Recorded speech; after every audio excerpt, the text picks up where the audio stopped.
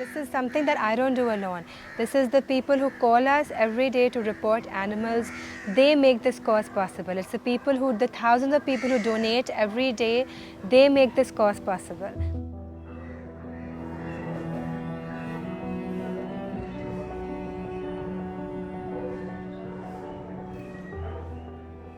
Aisha Chandriga has been rescuing animals since she was a child when she witnessed the daily casual abuse of animals on the streets of Karachi.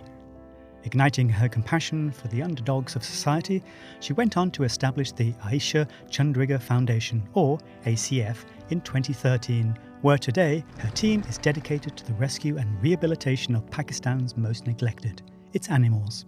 Ever since I was very young, I think I've always had this affinity with animals. It's one of those things where, in fact, also with humans, I just cannot, I used to have a physical reaction to seeing suffering. So I was about 5 years old when I remember seeing a boy with no shoes on the road begging, and he was about my age. Couldn't understand that why was there such a big comparison between our lives. And simultaneously I was seeing a little baby donkey being hit on the road with a stick when he was pulling like a huge cart that was obviously too big for him to be lugging. He was wincing in pain. So for me, I was just like, hold on, our reactions are exactly the same. The little boy is feeling everything I'm feeling because we're the same age. Why is there such a big difference in the way I live my life and they live their life? So for me, I honestly never even saw human and animal as separate. I just saw suffering as a whole that should be stopped in some way or the other. Empathy is at the root of ACF's straightforward aim to create grassroots awareness so that mindsets can be changed to bring about greater empathy and compassion for all living beings. So when I started the donkey camps, everyone thought I was some silly little girl who was not going to be able to do this because it's rough work. You're in the middle of a lot of pollution, blaring horns, crazy traffic. I didn't know anything about donkeys. I had to go take classes and study and research and go abroad and figure it out and get trainings, and whatever I could do, I did. It's not easy to do something and to set up an entire system that doesn't exist. Although Pakistan's Prevention of Cruelty to Animals Act is intended to protect animals, donkeys are considered the breadwinners in many families and continue to be subjected to inhumane treatment. And the biggest thing about these donkey camps and donkey owners is that I finally won their trust, but it took years to win their trust because they were like, now she's going to do something, now she'll mess up, or now she won't show up. But I went to the same donkey owners in the same area every week without fail. They know the location that you're at. If they have an issue, they know they can come over here. We'll give free medical treatment. While medical treatment plays a vital role in animal welfare, education and advice on preventative measures are key to long-term success. We gave them ideas of how to better their donkey cart.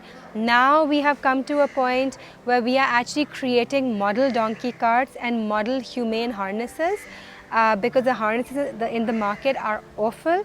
They have nails in them, they are made of really bad rubber, they make the donkeys bleed, they always give wounds. So I've made these really soft harnesses from denim, and we've put foam near the mouth because you see there are lots of people who will be like, yeah, we'll just abolish the donkey carts.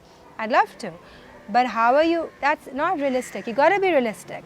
So rather than changing the system, which never works, work within the system to first improve it, and side by side it'll start changing itself. It took years of hard work, blood and sweat to kick off her foundation. Meeting the challenges head-on with deep resolve to end suffering, she also used the language of empathy to educate and inspire others. I slowly built momentum by talking in the voice of an animal. If I rescued an animal, I would be sharing and explaining to people about how that animal felt so terrified on the road and how his heart was pounding and he was shivering in fear.